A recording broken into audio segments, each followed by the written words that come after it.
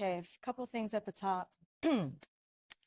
Okay, good afternoon. We are on our way to Boston, as all of you guys know, where President Biden will participate in a phone bank and a fundraiser for the DSCC and Senator Warnock.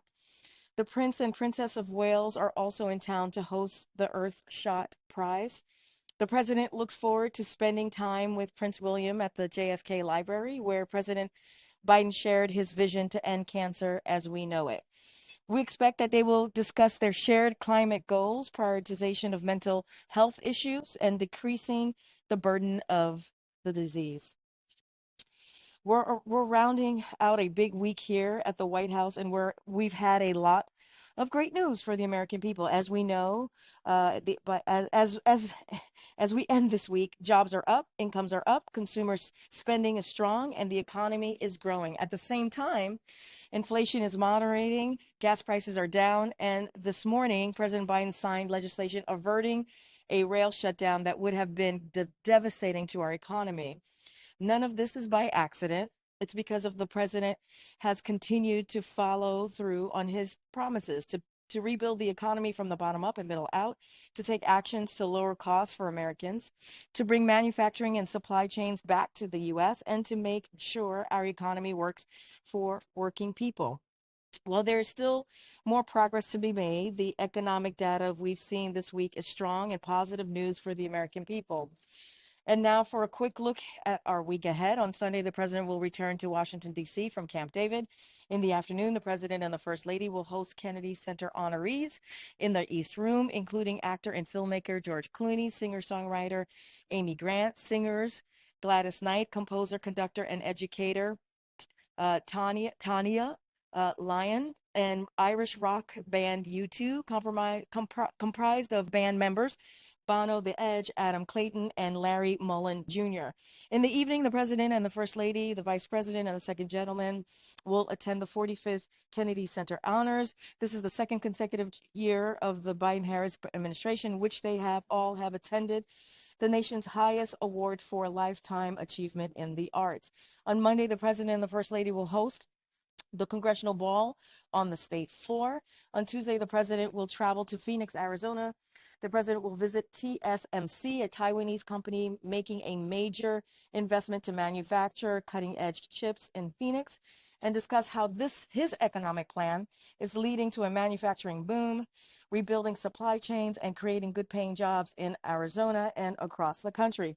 We will have more additional information of the rest of the week and how the president's engagement. With that, Zeke, you want to kick us off? Thanks, Karine. The president was out with a tweet a couple of hours ago condemning anti-Semitism and calling on people to saying silence was complicity. Who was he talking about? Who was that tweet addressed to and referring to? Because he didn't name names. So look, as we have seen an increase in hate speech and anti-Semitism, in particular to your question, and the president has always stands against that. He is standing with the Jewish community. The president, for years, including after the hateful march in Charlottesville that drove him to run, his father had said silence is complicity. And as president of the United States, he feels that it's important for him to be very clear. And like you've also heard him say, the common theme of all forms of bigotry is that hate doesn't go away; it only hides. The grotesque poison of anti-Semitism is not hiding. And just yesterday, he and President Macron recognized the hundreds of thousands of Americans who gave their lives to overcome the horror of Nazism and keep us free. And so he believes, as president, it is important to speak up. But again, we've all seen it. You guys have asked me this multiple times, the increased hate speech that we have seen on particular. I don't think it matters who in particular. I think what the president is trying to say is being silent is complicit. And when we see this type of hatred, when we see this type of anti-Semitism, we need to call it out. We need to be very, very clear and condemn that. And that's what you're going to continue to hear from this president. That's what you're going to continue to hear from the administration. Anything? Yes. So yesterday, the president said that he was going to go back and get paid leave, not just for rail workers, but for all workers. I guess if you could just give us an idea of what that looks like. Is that new legislation? Is that more negotiations with unions? As you guys know, the president has supported paid sick leave for all Americans, not just the rail industry, and his fight for the critical benefit will continue. And I mean, I just point you to his words yesterday in the press conference. He's also fought for and secured paid sick leave for additional workers during his presidency.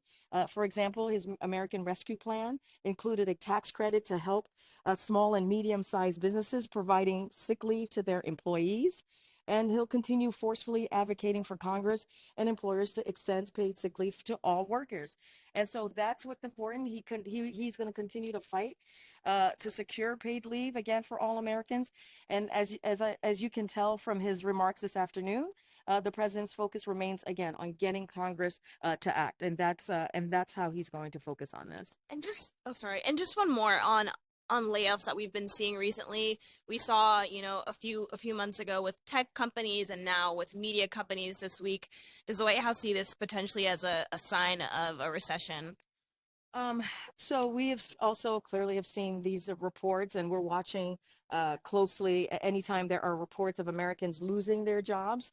President Biden knows firsthand the impact of losing a job and how that can have on an entire family. I don't have a comment on specific moves or announcements by any particular companies here, but broadly speaking, this week's jobs opening data showed layoff remains near record lows, and so that's important to point out. Similarly, today's jobs and this week's GDP revision show that the U.S. economy continues to grow and add jobs. Again, I'm not going to speak to any specific actions by a company, but again, the jobs report, you saw that today, and we're headed in the right direction. A follow-up from the president's remarks yesterday about speaking to President Putin. Does that willingness reflect any kind of a shift in his thinking about Ukraine and diplomacy about Ukraine with or without Ukraine? So no, that does not change that thinking. He has been very clear. He's written in op-eds. You've heard him say in speech, nothing about Ukraine without Ukraine. Look, the president has said he has no plans to speak with Mr. Putin, since Mr. Putin has shown no signs that he's willing to end the brutal war against the people of Ukraine. In fact, he has done the opposite, as you will have seen for yourselves and reported, as Russia has attempted to destroy Ukraine's civilian infrastructure and deprive the Ukrainian people of heat, power, and other critical services as winter approaches, causing suffering for millions of people. But President Biden has been clear: we will continue to provide support to Ukraine for as long as it takes as they defend their country against Russian aggression. I know we don't have that much time. Do you also have any updates on what you're doing to help potentially have exemptions on the Inflation Reduction Act for France or Europe, as discussed in the state visit yesterday? With the president during the press conference, what the president said. So look, and you're talking about the glitches in particular, the comment that he. Yeah.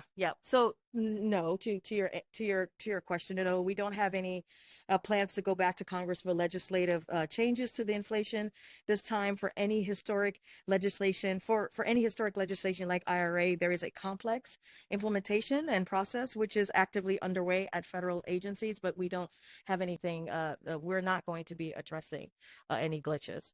But he indicated that they would go back and look at making some accommodations. Are you saying that that's not true anymore? I'm just saying that we're not going to be doing that. I just answered the question and said, no, we're not going to be doing that. And look, this is a historic piece of legislation. As you know, the Inflation Reduction Act is going to really help the American people when it comes to lowering costs, healthcare costs. And it's also has a historic investment in dealing with climate change. And the problem, the president was very clear in that. But to your question, the answer is no. Yeah, no, I wasn't saying you weren't answering the question. My impression from what the president said yesterday was that there would be at least some looking at what they can do to address France's concerns. Are you saying no to that? So I'll say this: that seems to contradict what he said. The president was clear. There are ways we can address Europe's concerns, right? Okay, if that's what you're asking me, that's why I was asking at the beginning. What exactly was the president's comments you were asking about? So this is a matter about the IRA. Okay, got it. This is a matter we are working out through substantive consultations and European counterparts. We won't get ahead of that process. I think that's what you were asking me just now. We are committed to an IRA implementation approach that moves quickly, that gets the tough questions right and that has appropriate guardrails so that the American families and workers start seeing the benefits of lower energy costs, good paying jobs, abundant clean energy, and increased resilience to climate change as quickly as possible. But to the exceptions questions, again, we're having discussion and to address Europe's concerns. Karine, Clyburn said today that he received a phone call from the president last night informing him of his decision to pick South Carolina first for the primary calendar, and that he was pleasantly surprised. I'm wondering if you can give us a sense of, how the president arrived at his decision, who he consulted, with any timeline on that, and how he got to that. As you know, we take the law very seriously here, and it places strict limits on what I can say about the future elections and political party process. So here's what I can say: as a candidate in 2020, and as we have heard the night of the New Hampshire primary, you heard directly from the president. Joe Biden at that time made clear that to him, respecting our diversity as a nation and breaking down barriers for all our people is a foundational principle. He believes that that's what Democrats in office stand for, and he has upheld the principle as president. He promised his administration would look like America, and it does. He has staffed the most diverse cabinet and White House history, American history.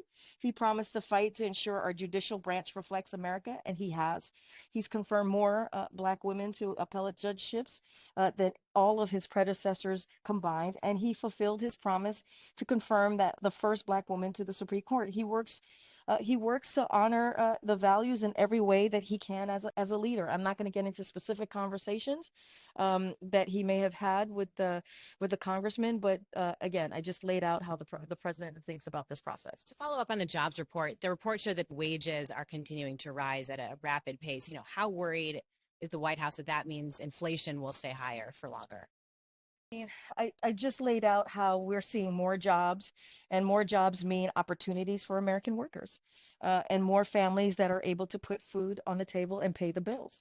So look, there are a couple of things, and you hear us take these data points out many times. The economy has created more than 260,000 jobs last month. That's just looking at this current job report. We have 10.5 million jobs that have been created since the President Biden took office. Again, looking at the jobs report. Recent inflation reports shows Americans are beginning to see much needed break in inflation. So we're seeing a moderation in inflation. 750,000, you hear us talk about this, manufacturing jobs that have been created under this president. GDP increase, we saw that number. It was from the original estimate was 2.6%. We saw this week it was actually 2.9% in that third quarter, and the unemployment rate is at a 50-year low. So wages are up, and we think that's also important. Looking at this job report, looking at the data points over the last couple of months. How do you factor that into inflation, though? I mean, is there more that the president should be doing to try to bring down inflation with wage gains going up? It's been very clear, right? He said when it comes to his economic plan, inflation, dealing with inflation, fighting inflation, lowering costs for American people is his number one priority. And he has done that. You've heard us talk about the gas prices and how that's come down. That's because of the president's historic actions that he's taken over the past several months. All right, thanks everybody. Karine, has the president seen the Netflix documentary trailer for the Harry and Meghan documentary? Not seen them yet. Seen it yet? I don't know. I have no idea. He's been pretty busy, as you know. He has been welcome. He welcomed the president of France and the first lady of France. As you saw, that was a really positive visit. They were able to strengthen their friendship, our oldest ally, and you guys saw that for yourselves, starting from the welcoming ceremony yesterday morning to the state dinner. Okay, thanks everybody. We got to sit down.